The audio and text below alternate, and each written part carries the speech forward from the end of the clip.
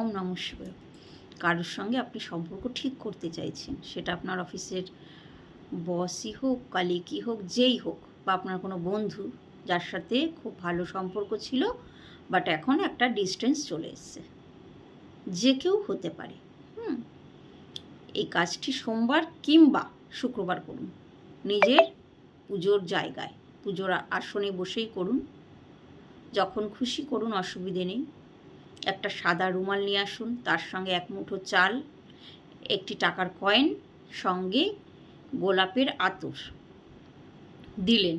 দিয়ে এবার এইগুলি সব কিছুই রুমালের মধ্যে রেখে গিট দিন। গিট দিতে দিতে তার নাম বলুন, অর্থাৎ যার সঙ্গে আপনি সম্পর্ক ঠিক করতে চাইছেন তার নাম বলতে বলতে গিট দিয়ে দিলেন।